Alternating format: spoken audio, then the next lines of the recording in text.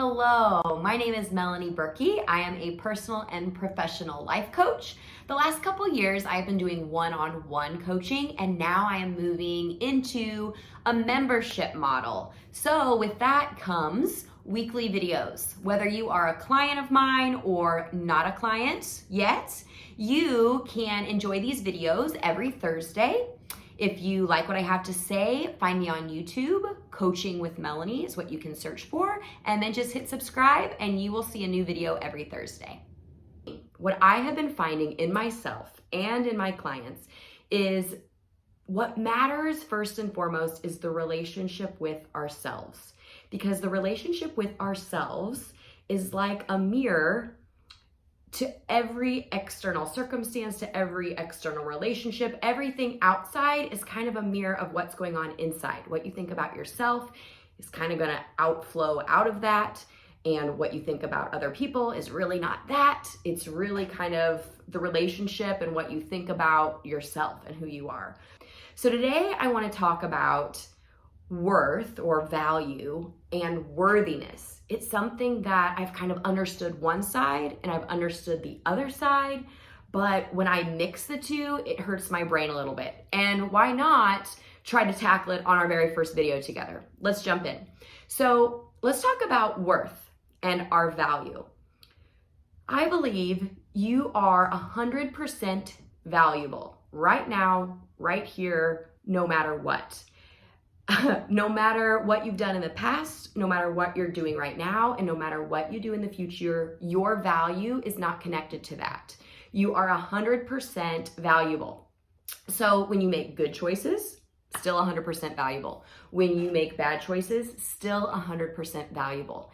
I think that's hard for our human brains to kind of tackle, because so many times what we do in our actions, we attach to who we are. And I would just start by questioning that belief system. You are, I believe, 100% valuable and worth it right here, right now. Like, we are created in God's image, and He, no matter what happens, no matter what we do, there is nothing that we can do that will make Him love us more, and there's nothing that we can do that can make Him love us less. And I'm gonna say it, and I think many times we understand that logically, but that's really hard to actually fully understand on a heart level. I'm gonna say it again. No matter what we do, there is nothing that will make God love us less or love us more. So like, we are 100% lovable no matter what we do. Our actions are not connected to our worth and our value in His eyes. So that's the good news. Now, there is maybe some bad news as well, right? There's kind of the other side of this idea. And we can't stop with the idea of we are 100% valuable. Because what if we did? What if we stopped right there and believed, okay, no matter what we do, we're valuable, we're gonna be loved no matter what. And then we just go on doing some human stuff and making some bad choices. Like, that's not okay. So now comes the other side of things, right? Just as much as we are valuable, we are also so very much human. Like, in our just flesh and bones, right? Like, we can be pretty awful. Like, the human experience and the humanness, like, we are just kind of broken, and we live in a broken world, and that's kind of like the other extreme. And so we have to sit in that. Just as much as it's nice to sit in the we are valuable category, and we are valuable, we are loved no matter what, that feels good to sit in, it kind of gets watered down if we don't also sit in the fact that we are humans. Like, I don't know about you, but I miss the mark daily, multiple times a day. Like, I, in my own power, in my own humanness, will miss the mark every single time. Like, even at my best, even when I am doing my best, right, in my own power, and I'm like pulling myself up by my bootstraps, like, even in that, I will mess up. I will make mistakes. I will make bad choices. I will miss the mark. I'm sure it's the same with you too, whether it's intentionally bad choices, I've done those.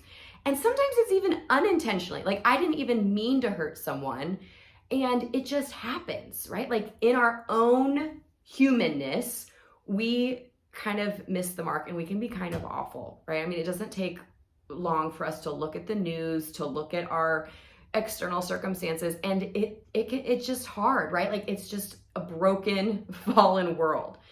So what do we do with that? We have this lovely truth that we are loved and we are valued no matter what.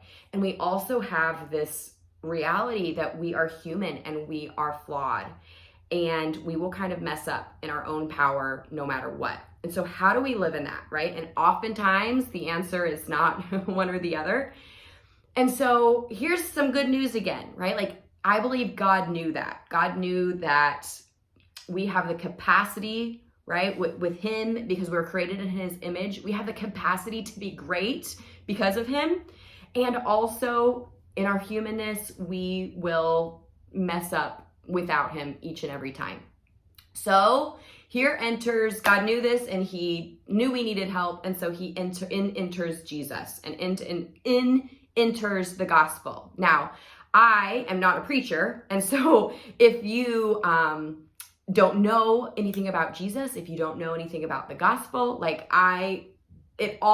this is why I'm starting with this video, because it all for me falls on this.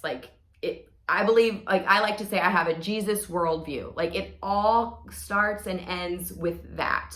And so if you don't know anything about what I'm talking about, or if you do and you're curious, please reach out to me offline, reach to a church close to you, figure out that situation and what you believe about Jesus first and foremost, because kind of all the rest of anything is going to sprout out of that decision.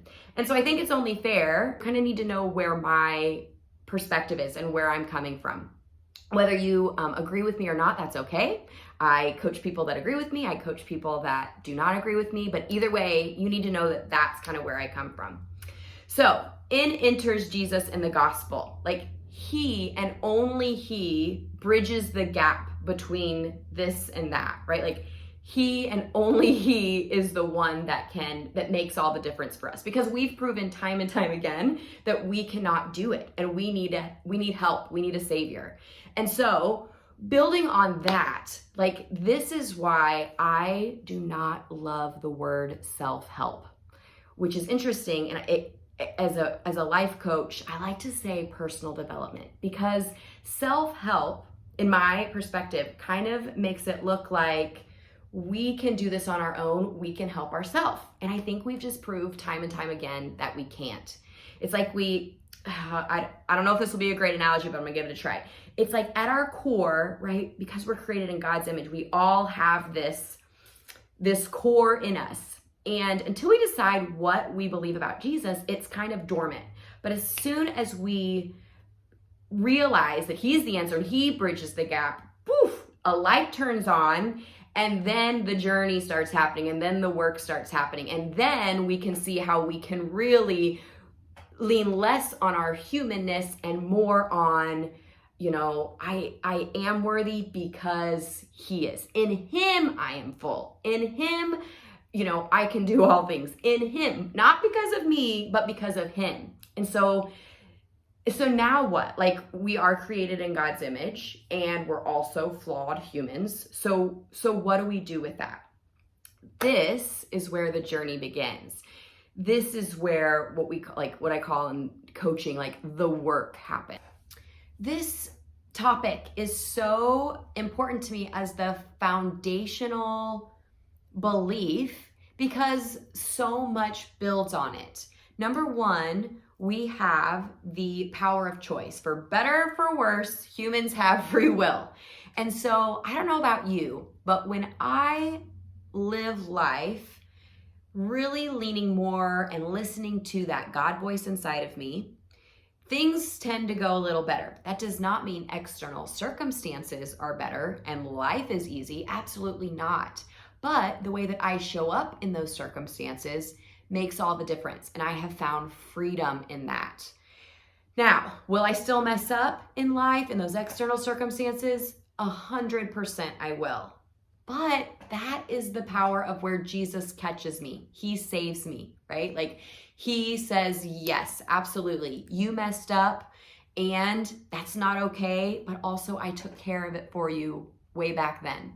And so when I can live life with that security and with knowing that he's caught me and he will continue to catch me, I can move forward in life with a lot more boldness and with a lot more security and a lot more confidence. Not in me, but again, in him. And so when I do that, I can take personal responsibility because I know who I am at my core, right? And I know that if I'm being called out or if I'm seeing some bad choices that I've made, that's probably just some of the ick, right, on the outside.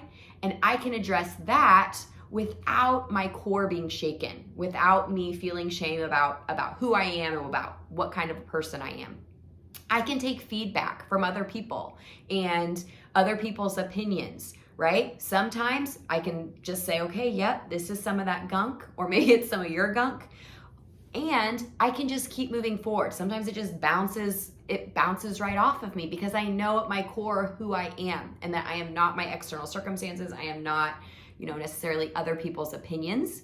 And then third, I have a guide, because ultimately if our life goal is going to be being more like Jesus, and I have the ultimate life coach inside of me, I have that God voice inside of me, I call it the Holy Spirit, and he is inside of me and he is the one that is guiding me. Because without that, I don't know about you, but it seems a whole lot like being on a ocean and just being, tossed back and forth in the waves. But instead, I have a guide, I have something to go after, I have a foundation that I get to stand on.